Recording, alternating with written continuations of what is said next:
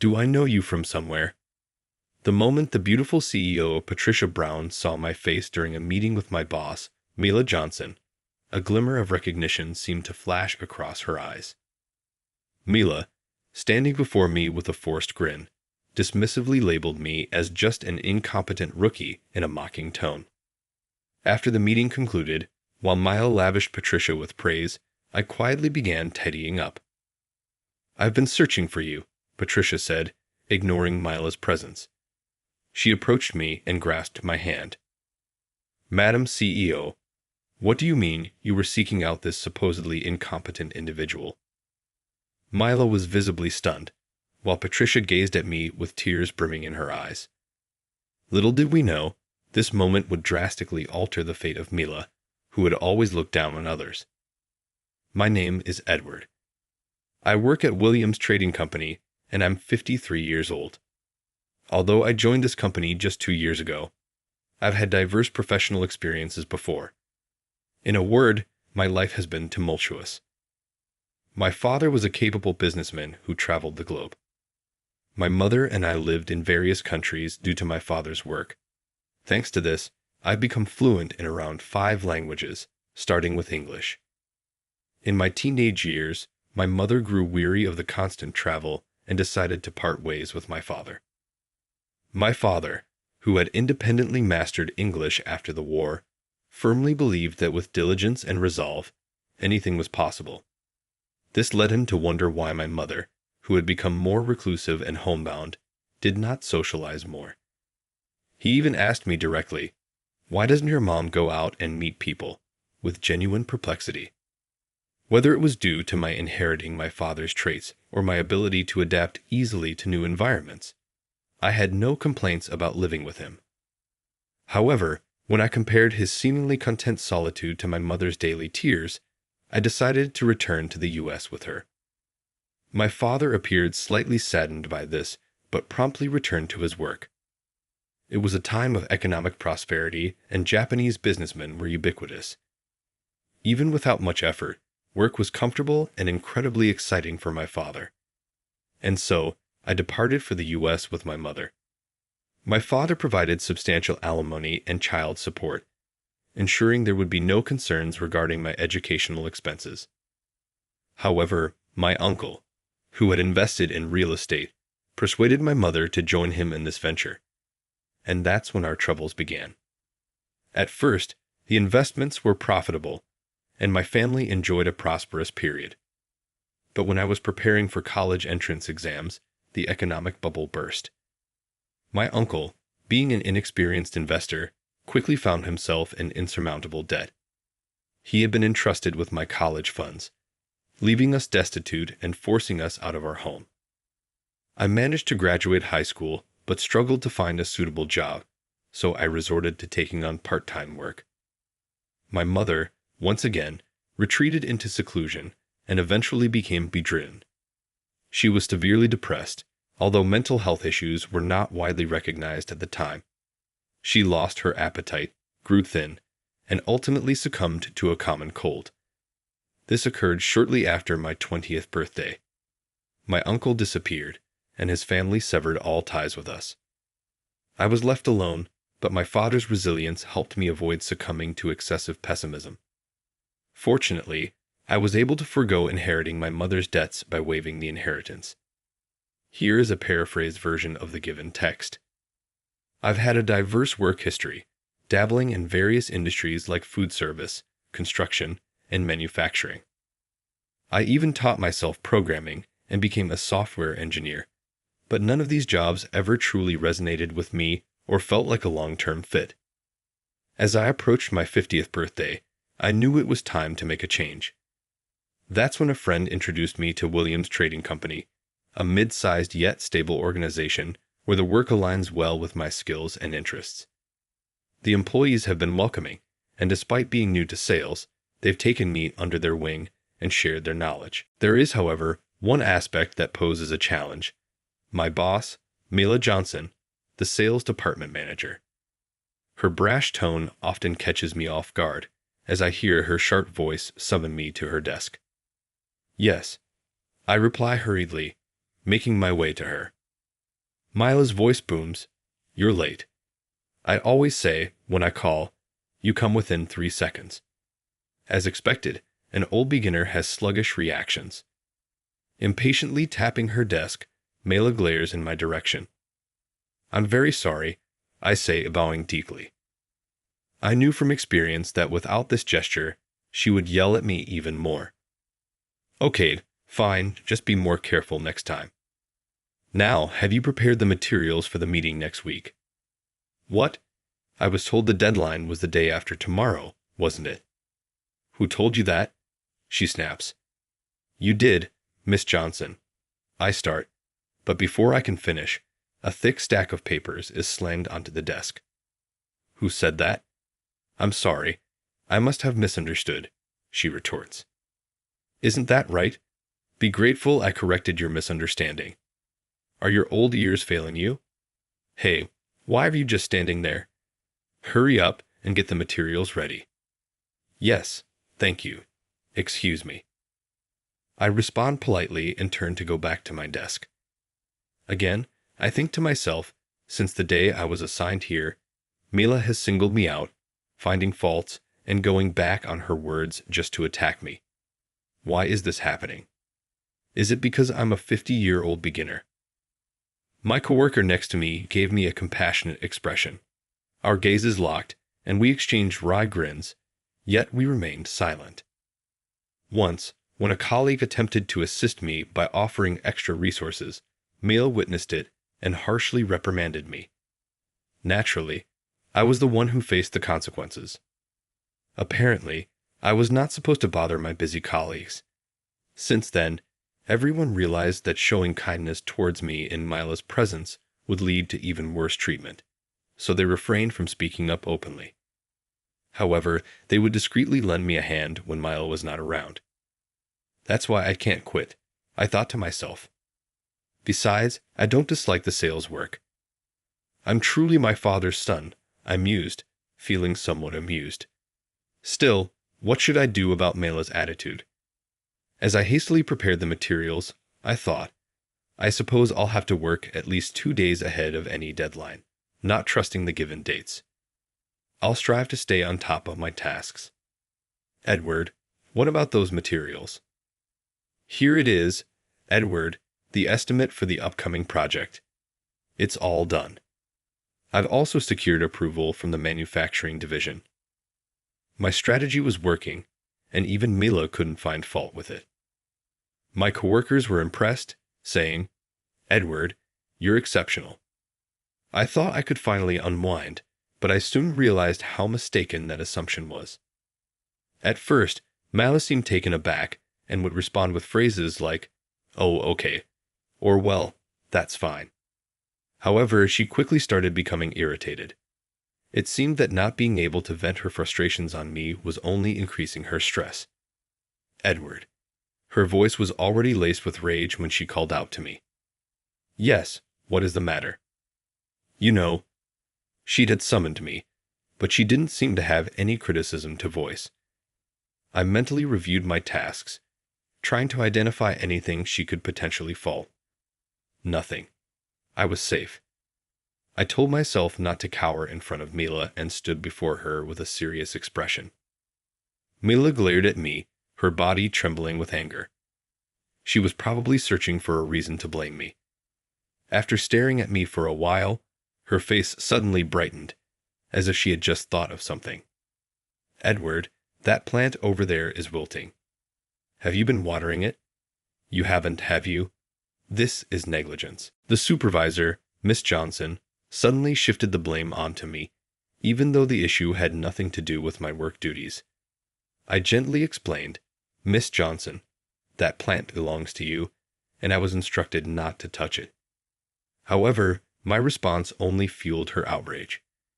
She scolded me, asserting that as the newest team member, I should be responsible for the plant's care, implying that a younger manager's plant should not be allowed to die. As she slammed the documents on the desk, her anger seemed more intense than usual, perhaps because she had not found a reason to express it lately. Breathing heavily, Mila concluded with an oddly satisfied expression. Regardless, you may be experienced, but you're new to this department. You need to be attentive to everything and not annoy me." I understood her fervent request. Regardless of my efforts or lack thereof, it made no difference to Mila. She was merely venting her own anxieties upon me. Unbelievable. At this rate, she'll find fault even with the spotless windows. I sighed as I returned to my desk, noticing my coworkers observing us with tense expressions.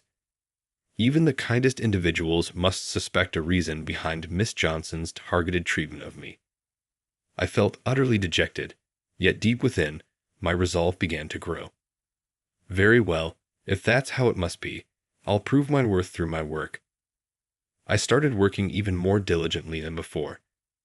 I studied our products thoroughly, visited the factory, and gathered data about their strengths. I incorporated this knowledge into my presentations and pitched to clients. The outcomes were positive, and I secured several contracts. Excellent. If I keep demonstrating my capabilities, even Miss Johnson will have to acknowledge me. And age is irrelevant.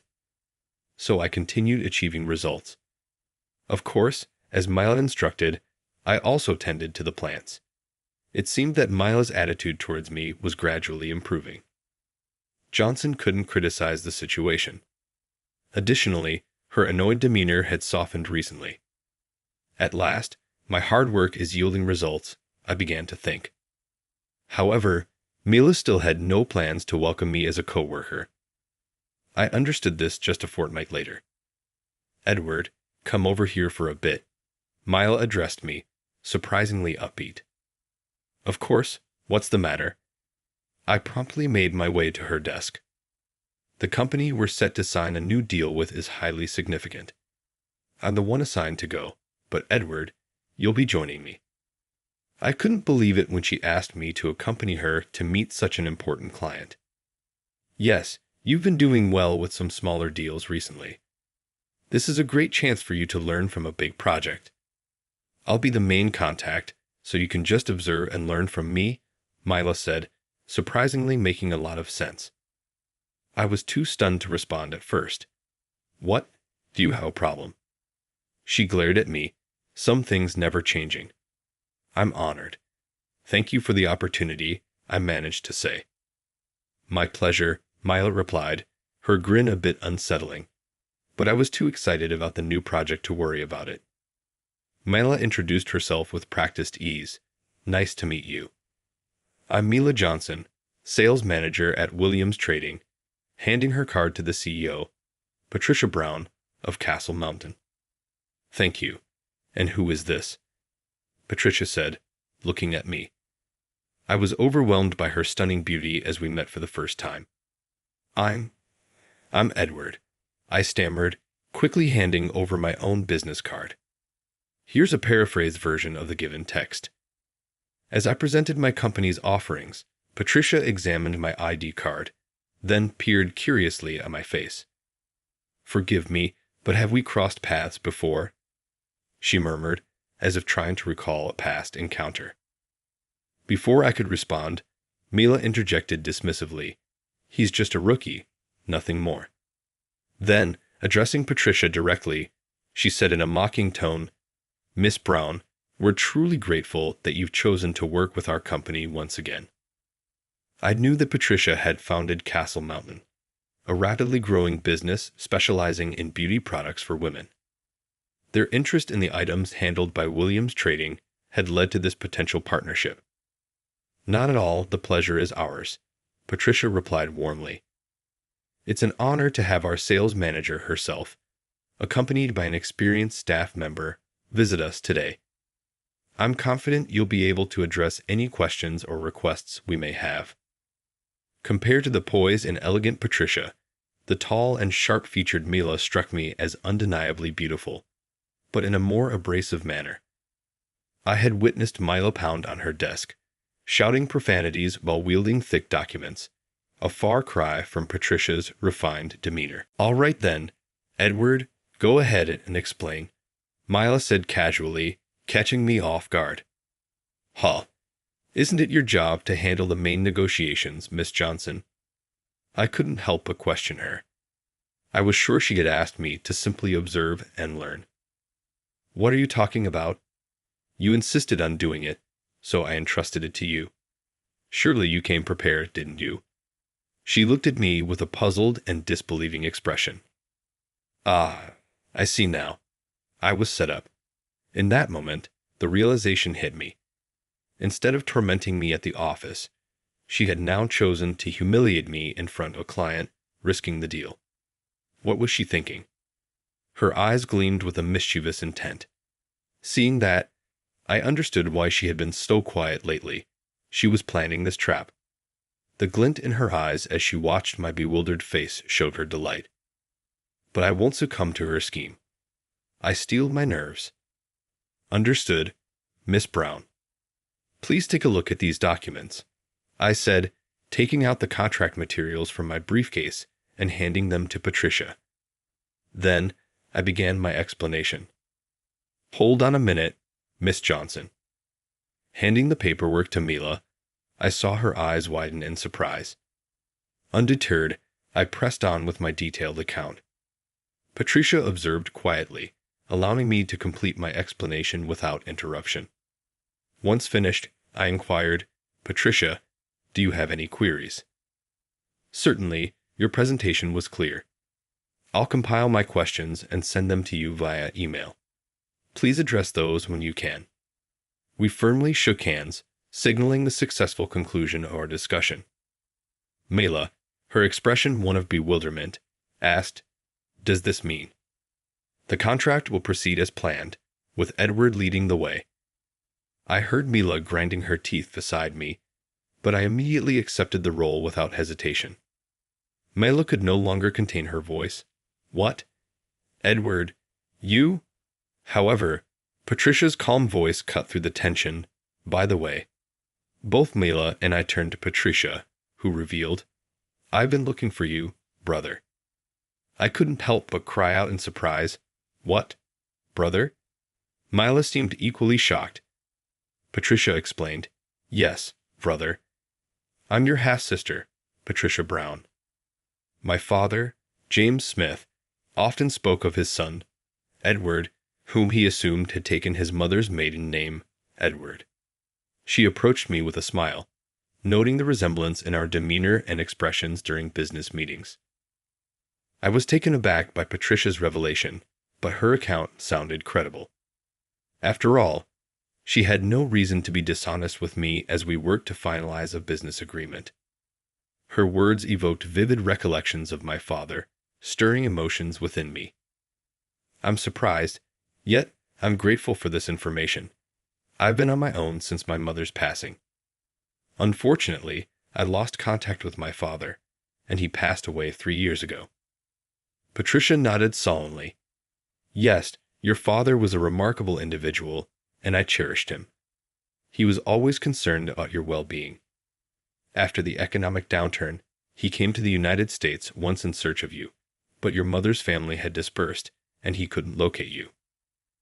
I felt a sense of joy upon realizing that my father had indeed made efforts to find me, even though he had seemingly forgotten about me. As Patricia and I continued our conversation, Mila, who had been overlooked, interjected with an irritated tone, requesting that I sign the contract. Without hesitation, I agreed, and Patricia swiftly signed the documents, attempting to hand them to me. However, Mila swiftly snatched the papers away, declaring that it was time for us to leave. Ignoring the puzzled expressions of Patricia and myself, Mila hurriedly departed, with me following behind. As we returned to the office, Mila suddenly turned to face me, her expression resembling a terrifying demonic mask. In a strained, low voice, she expressed her desire to have a serious discussion, questioning why the materials I had prepared for Castle Mountain differed from the ones she had instructed me to create, as they contained more detailed information than she had requested. When I received a hasty note from you, Mela, instructing me to create materials based on its contents, I did so.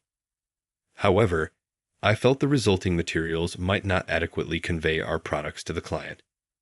So, I put together additional information I believed the client would find useful and prepared my own set of materials, keeping them in my bag as a supplement in case your explanation fell short. Since you told me to explain, but didn't provide the materials you intended to use, I had no choice but to rely on my own, I explained.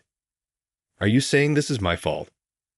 Mela exclaimed, clearly displeased with my response. Ultimately, the client understood the materials well, so it's not a problem, is it? Yes, and this Patricia Brown business, is she your sister? Long lost. It was quite the emotional display. There seems to be quite an age gap between you two. Your father must have been quite the active older man. How distasteful. Mila's mocking words struck a nerve. I could accept her comments about me, but I wouldn't tolerate her speaking ill of my parents. Miss Johnson, that remark was inappropriate and a violation of company compliance. Excuse me, are you upset? Mela asked, pushing my shoulder firmly. The force caused me to stumble a bit. Stumbling from a woman's push. You must be getting old, she scoffed. Your arrogant colleague said you'd be the lead, but you should decline. Tell her I should be the one in charge instead. My stumbling has nothing to do with my role at Castle Mountain. I have no plans to step down from the position I was assigned, I insisted.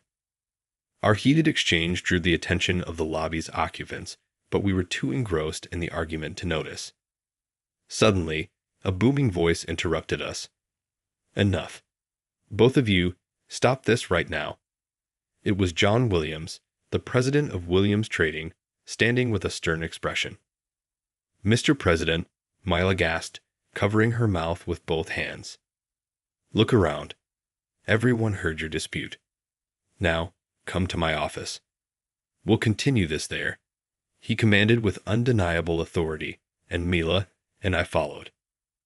Yes, I apologize, I said sincerely. Good. And you, Miss Johnson?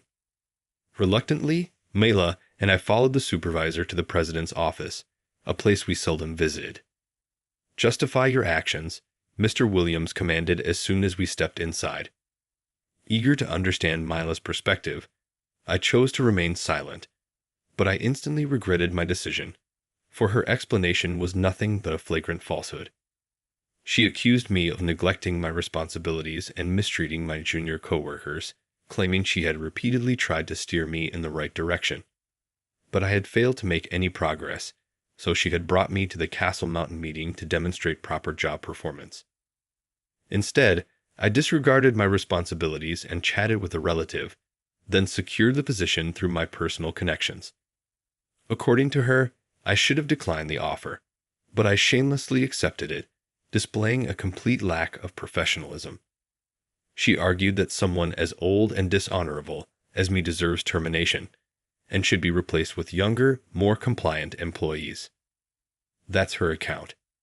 Do you have any counter-arguments, Edward? Mr. Williams looked at me, his eyes cold as he glanced at Mila, who was panting after her tirade. Yes, I have numerous counter-arguments, I said, and then I systematically refuted Mila's accusations. I explained that I never neglected my duties or dominated my colleagues. I added that my coworkers could verify this. I mentioned that Mila's constant harassment and tantrums had been unbearable, and that I kept records and occasionally recorded her behavior on my phone. I provided that as evidence later. Regarding today's meeting, Miss Johnson only instructed me to observe and learn, but suddenly, without giving me any materials, she told me to present to the client. It was clearly an attempt to humiliate me. The client chose me over Miss Johnson for the crucial deal because they recognized my ability to keep business and personal matters separate.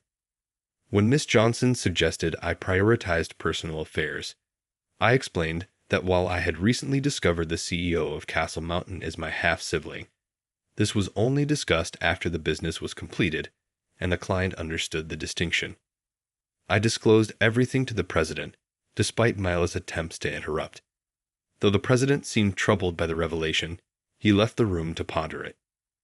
Afterward, Mila warned me that I had overshared, reminding me to be discreet, mindful of the surveillance cameras in the office. I apologize for the delay, said Mr. Williams after a moment, his expression now visibly frustrated. I just spoke with Miss Brown from Castle Mountain. Her account aligns exactly with what Mr. Edward reported. That's because she's his sister. She's obviously trying to cover for him. Mela turned pale and nearly shouted. I simply asked her about the meeting, without sharing your version or Mr. Edward's. So, Patricia had indeed told the truth. Of course she had. Even if she weren't his sister, she wouldn't lie to protect Mila. What made her think she could get away with this? Miss Johnson, you've made a serious mistake. You attempted to sabotage an important meeting by humiliating Mr. Edward in front of a client. What would you have done if we lost the contract? Blame him and hope it wouldn't be discovered? Furthermore, your daily conduct is a major concern. We will investigate this matter. Until your punishment is determined, you are to stay home. This is unjust. You're going to keep this useless old man who bounces from job to job and get rid of me, someone valuable.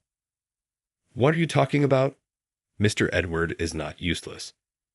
The individual we're discussing has demonstrated remarkable versatility, excelling in diverse fields. It's an honor to have them on our team, and their achievements in sales are noteworthy. They possess a multifaceted talent, not a lack of focus. Mila's eyes widened as she listened to Mr. Williams's commendation.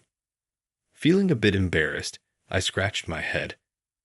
I'm flattered to be described as versatile, but I simply pursued my passions and explored different roles.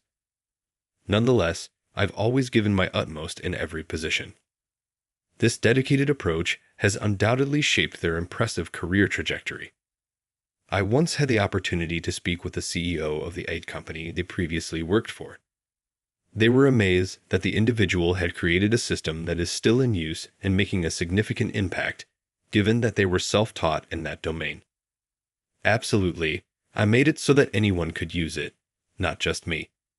This way, everyone can grasp the system easily. Ms. Johnson, you pride yourself on your talents, but what if you were suddenly gone? Mila was taken aback by the sudden question, but responded defiantly. Of course, everyone would be in trouble because no one can replace me. That's the problem. I believe it's crucial to ensure everything runs smoothly even if I'm not around tomorrow. This benefits my colleagues, our clients, and the company as a whole. Thinking that no one can replace you is merely self-satisfaction. Self-satisfaction. Mila was about to raise her voice again, but she noticed Mr. Williams's sharp gaze and fell silent. Yes, until you understand that, you won't change, I said, and she looked down, frustrated. That's right. I also need to ensure my absence wouldn't disrupt the company. Now I understand why none of your previous employers had anything bad to say about you, Mr. Williams murmured thoughtfully. Despite being a manager, you only think of yourself. It's truly disappointing, and I share some blame for not seeing this earlier, he added with a wry smile. As Mr. You seem to lack the skills needed to lead effectively. It appears you're unable to see the potential in your team members. Mila was overwhelmed and broke down at her desk, weeping. Tears won't solve this. Take the rest of the day off and don't return until you receive further instructions. Mila was still required to leave. Reluctantly, she stood up and departed, her usual confident demeanor replaced by a deflated one. Well, Edward, it's been quite an eventful day for you. Yes, I'm grateful you didn't just take Miss Johnson's words at face value and also heard my side of the story. So, do I have your approval to take on the role of president? Absolutely. We shook hands firmly, sealing the agreement. I hope you remain with our company for a long time. I find my work here very fulfilling, and I hope to stay as long as possible. That's wonderful to hear. I look forward to our continued collaboration. A thorough investigation into Mila's conduct was carried out, exposing her mistreatment of me and similar attitudes towards other mid-career employees. It became evident that she harbored a strong aversion towards individuals with diverse work histories.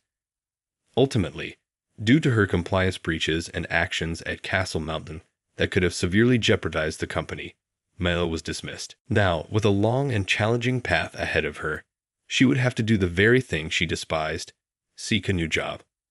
I wondered if that hysterical and arrogant Mela could adapt to a new work environment. I heard through the grapevine that she found a new job, but soon encountered troubles and resigned. She repeated this pattern, causing issues and leaving each new position. Eventually, she could not secure full-time employment and had to settle for part-time roles. A colleague informed me that they witnessed her working and overheard younger coworkers making comments like, "That old woman is useless," but they could not bring themselves to greet her. "Brother, over here. This way." Since then, Patricia and I have maintained a connection outside of the workplace. She has become the family I had been missing for a long time. Today, she brought me to visit our father's grave. It's been a long time, nearly 3 decades, since that fateful day. As I stand before this modest grave, I join my hands in a respectful gesture, conveying my heartfelt greetings to the one who rests beneath. Eventually, I followed in your footsteps and became a salesman. While I may not be exploring the globe, I find fulfillment in my work. I'm doing all right, so you needn't fret. And I'm grateful that you introduced me to Patricia. As I concluded my prayer and rose to my feet, Patricia studied my expression. "What were you discussing?" "It's a private matter. A talk between us fellows." Sharing a laugh, we strode into the sunlight, our gaze